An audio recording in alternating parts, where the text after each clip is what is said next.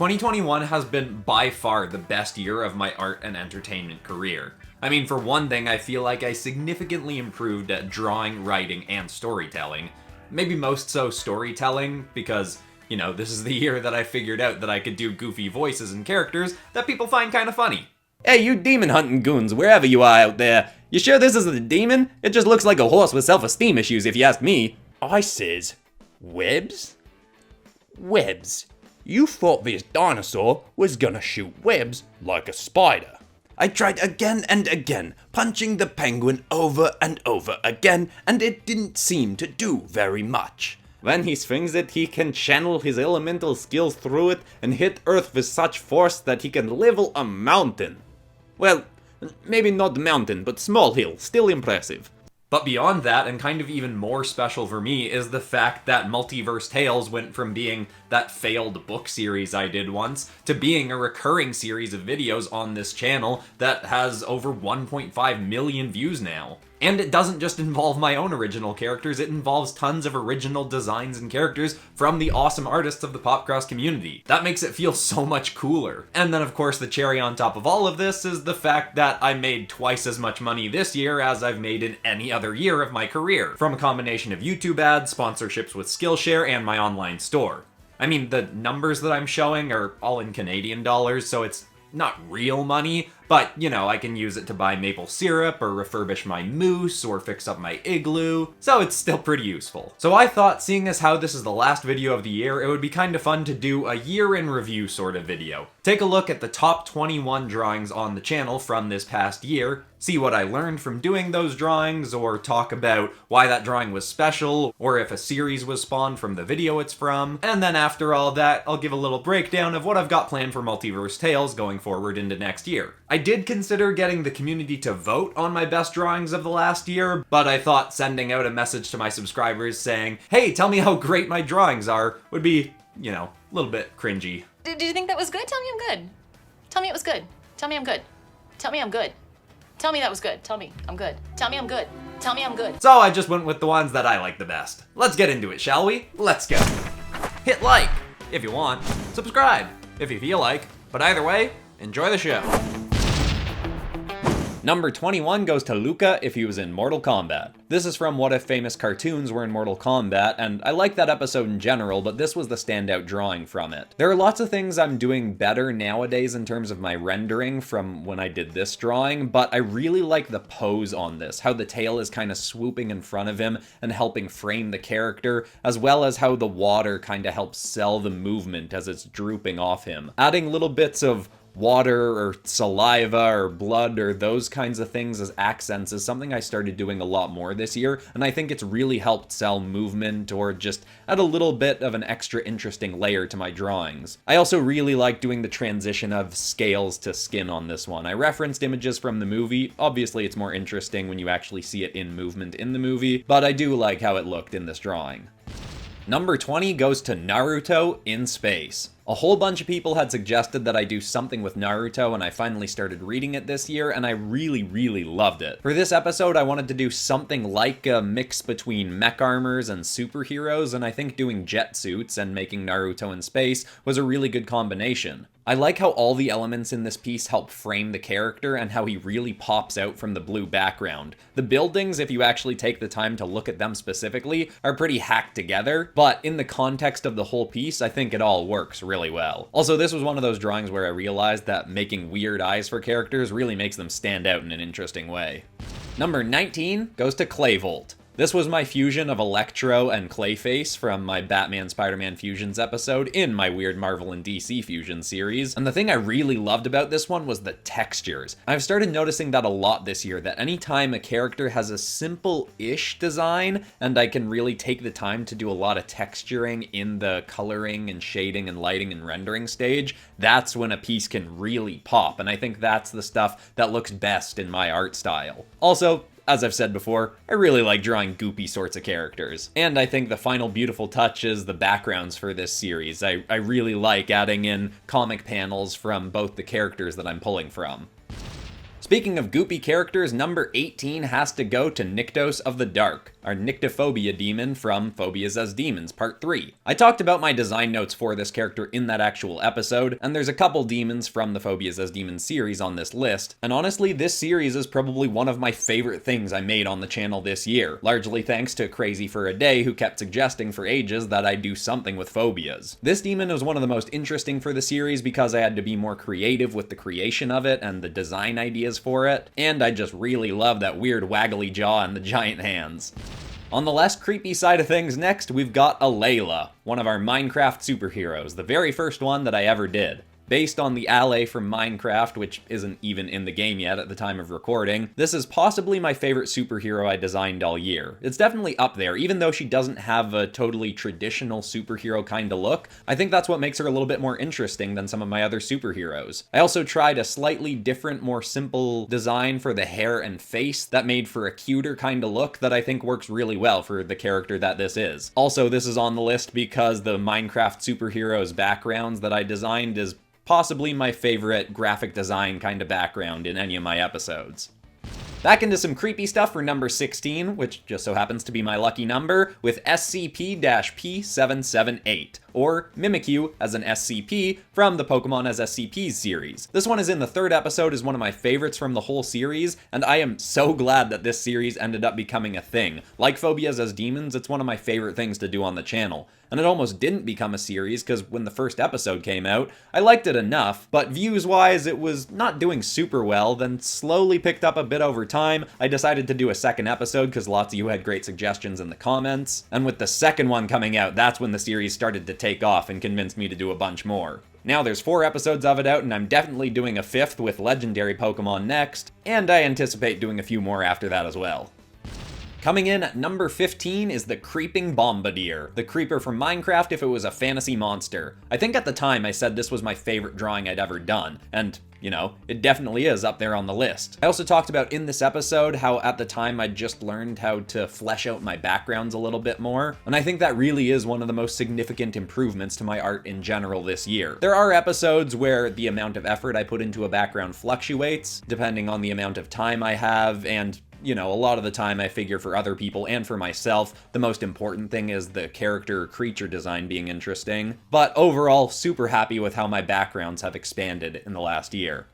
Next up is another monster, but set in a different universe, in the D&D universe. It's the Cryo Shroolum from Plants vs. Zombies D&D Part 1. This was a series long suggested by a subscriber named Fruit Punch, and I'll be honest, I didn't really expect this video to do super well. But it ended up racking up, I think, over 200,000 views and justifying a sequel, and definitely making me interested in working with Plants vs. Zombies more, whether that be a 3rd episode of putting them in D&D or something else. The best part of this one to me was rendering out the ice, and I think it ended up looking really cool and, you know, super icy. I think the color ramp in the background from orangish to bluish is a little bit weird, but I just really love how the yellow makes the character pop out, so I think overall it works pretty well.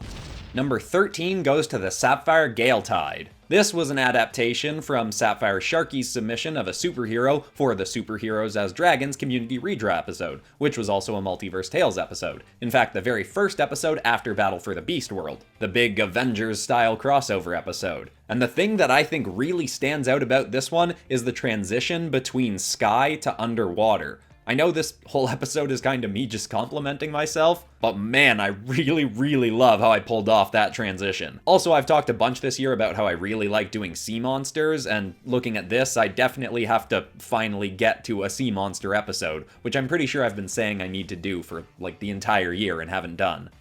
Number 12 is the Eruptor Magma Golem from Skylanders as Monsters, and it's actually not the only drawing from this episode on the list. For this one, the main reason it's on here is because I love how I did the texturing difference between the rocky parts of the character and the magma parts. I did the magma kind of similarly to how I would do ice, doing the outlines with a colored line instead of a black line. And I think the contrast between the two types of rendering works really well here. I also like how the sky turned out in the background with the color fade, and it's one of the earlier times where I was doing starry skies, and I think that's one of my nicer kinds of backgrounds that I do. The only thing I don't love about it is how the magma that's drooping off his arm is kind of spilling out. It just feels like the movement arc of it is a little bit off. But that's not enough to ruin what I think is a really nice piece.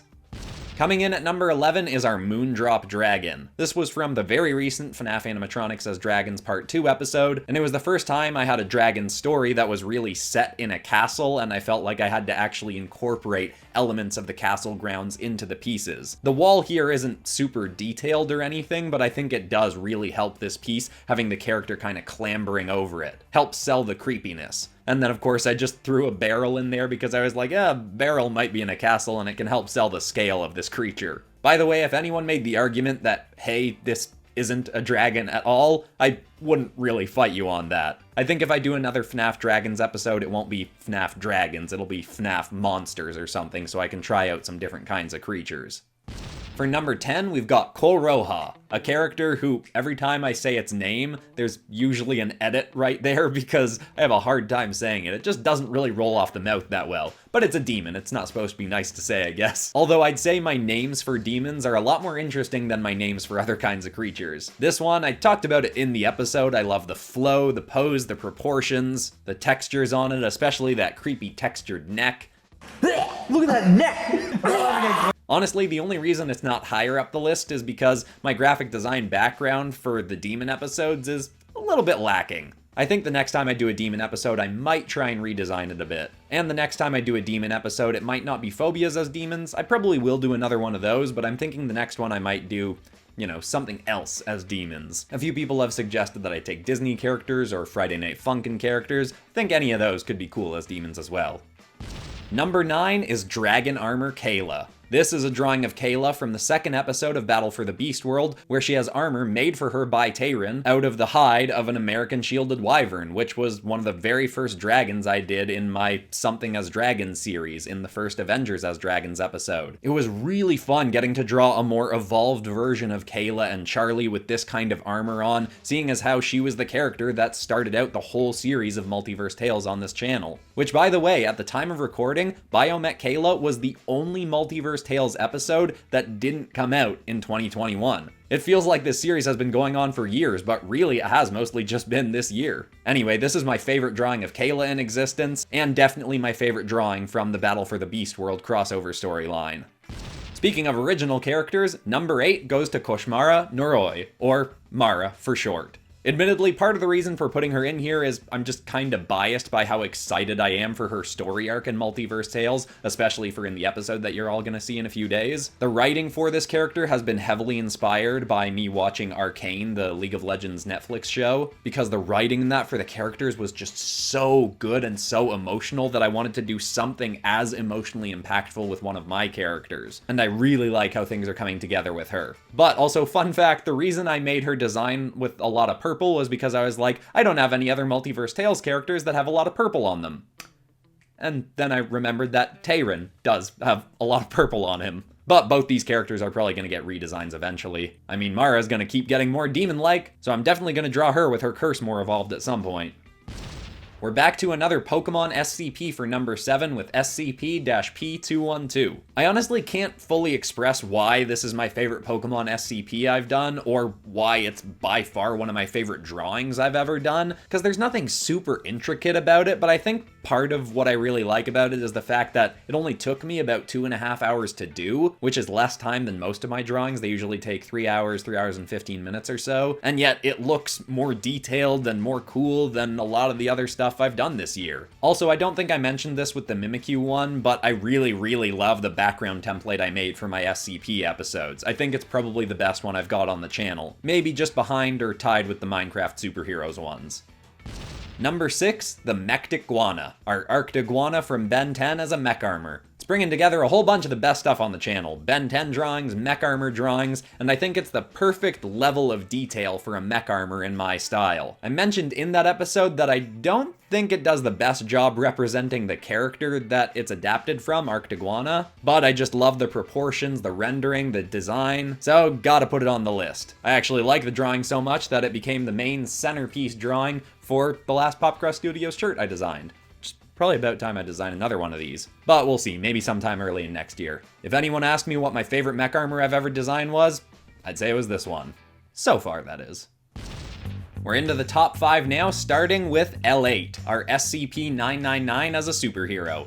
Admittedly, part of the reason this cracks the list is just because it's Well, I was gonna say nostalgic, but it hasn't even been out for a year, so I don't know if we can call it nostalgia. But this was from the first episode where you all convinced me to finally do an SCP episode on the channel. And now working with SCPs and turning stuff into SCPs is one of my favorite things I do on PopCross Studios. Plus, I really like for a character that was meant to be really positive and cute, I gave her big eyes, a really nice smile, and I think this has a lot more depth than a lot of my other superhero drawings, with the hand really coming towards us and the leg more off in the distance, which, by the way, if you look at a lot of PopCross Studios videos, you'll see that there are tons of drawings where a character is just, reaching out to you. It's a very common thing in my art. Also, this was the first time I used that SCP background. I designed it for this episode, and I don't think I use it quite as effectively here as I do in later episodes, but again, I do still really like that background template.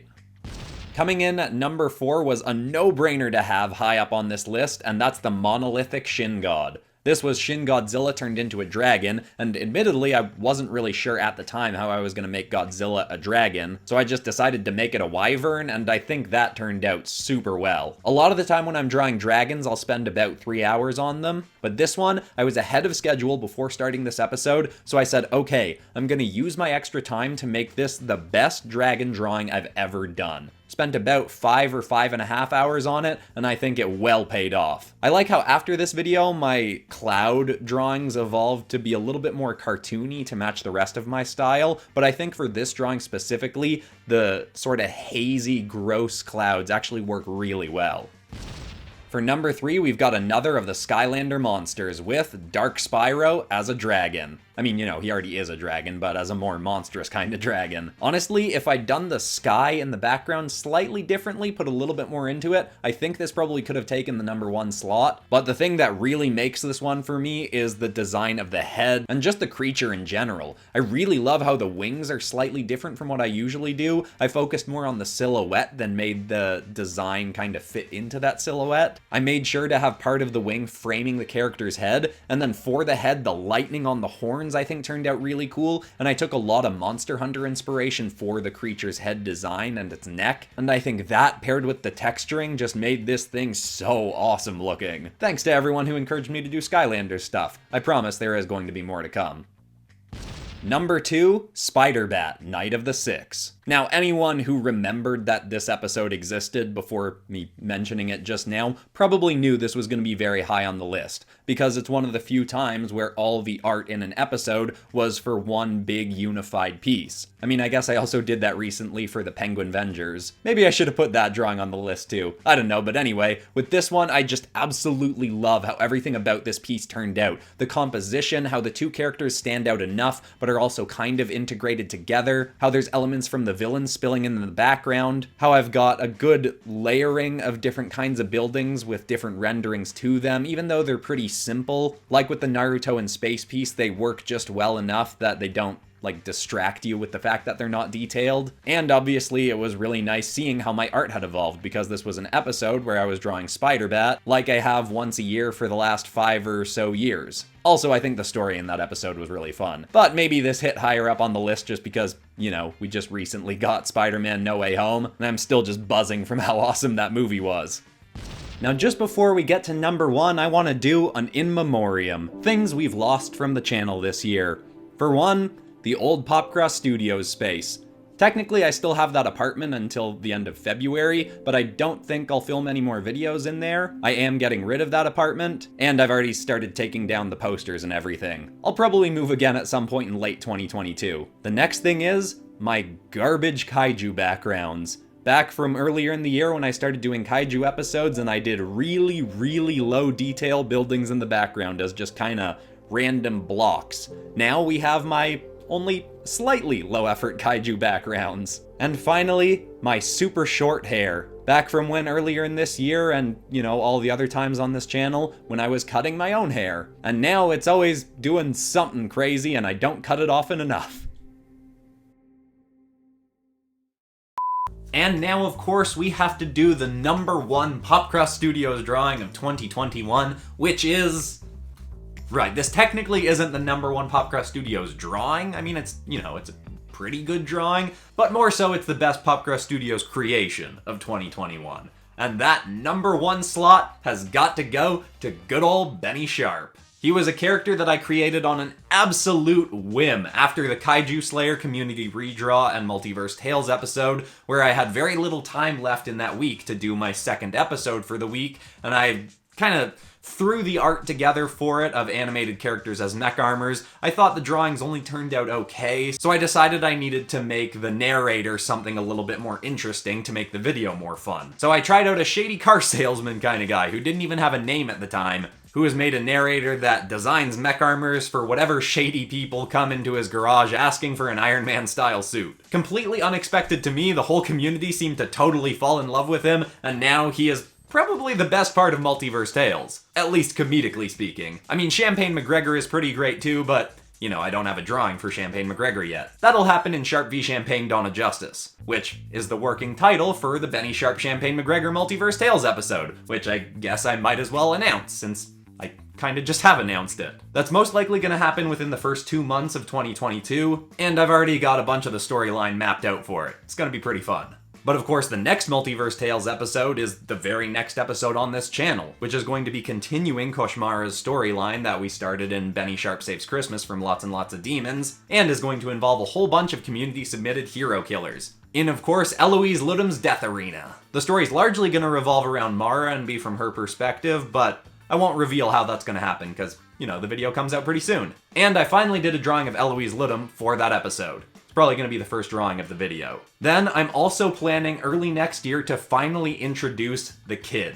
Anyone that watched the very first Multiverse Tales episode that I did on PopCross Studios, which is no longer canon, that I did like 2 years ago or something when I did a collab with Ben Mellinger Art. It was like an art battle kind of episode. I introduced some of my characters from my Multiverse Tales book series that I had planned out to introduce later in that series, which of course the book series ended up getting scrapped in favor of better things on this channel. And now that this series is rolling along, I do want to reintroduce the kid, because a lot of people seem to really like him in that episode. And technically there's a version of him in Multiverse Tales, because I put him in the D&D Multiverse Tales episode, which I've still got something in mind for how that's going to incorporate with the rest of Multiverse Tales, but that's probably a ways down the road. Anyway, the kid is going to be the youngest character in Multiverse Tales. I'm probably going to keep him at 12 years old, and he's going to have a whole team of superheroes with him. And I think it's going to be really fun showing the perspective of a younger team of superheroes in this multiverse. And also, if you did watch that episode, you know it revolved around a storyline that was called the Multiverse War, and I am planning to build to that eventually on the channel. I don't think it's something I'll get to next year, because there's a lot of other stuff I want to establish and characters I want to introduce before we get there, but it is something I'm actively planning, though I will likely have to call it something else, because I think Marvel and Loki are using the name Multiverse War, so I don't, you know, want to use the same name as that, but it'll be something along those lines. And yeah, that's the stuff I've got planned for Multiverse Tales. Those were the top 21 PopCross Studios creations of the year. And now it's time to wrap up the video. Of course, first of all, with a massive thank you to everyone out there who watches, comments, likes, is involved in the Discord community, or just the community in general, submit stuff over email. And of course, specific massive thank you to the awesome moderators who run the PopCross Community Discord, because that place would not exist without you. And thank you to everyone who's nitro boosted the Discord. I admittedly don't fully know what that means, but I hear it's a really good thing, so thank you very much. And while I'm on the topic of the PopCross Discord and the mods, there's actually a fan art event being run by the mods in there right now that needs a whole bunch of submissions. The Discord's linked in the description if you want to join in for that. But anyway, this is absolutely by far my complete and total dream job, and it would not be possible without all of you people out there. Thank you so much for letting this be my career and for engaging with the stuff that I make on here. It's so much fun getting to talk to people in the comments and see all the awesome art that you submit. This is just absolutely phenomenal for me. So, of course, I've got to end the video on some kind of positive note, because I started doing that, like 2 months ago or something? So the idea I want to leave people with today is that how other people treat you is more a reflection of themselves than it is of you. So if someone's being really hard on you, don't take it too personally. You should make sure you're not doing things to hurt other people that would cause them to be frustrated with you. But really, if someone's being hard on you or rude to you, it's more a reflection of what's going on in their head than it is about you. Hope that's helpful to someone out there, and you know what? I'll also end on the old PopCross Studios ending, just for old time's sake. That's all for today. I'm Christian Pearson. This has been PopCross Studios, home of the nerdiest art videos on YouTube. Thank you so much for watching, everybody. I love you all, and I'll see you all in the next video on Monday. What day is this coming out? I forget. Whatever. That's the end. Goodbye.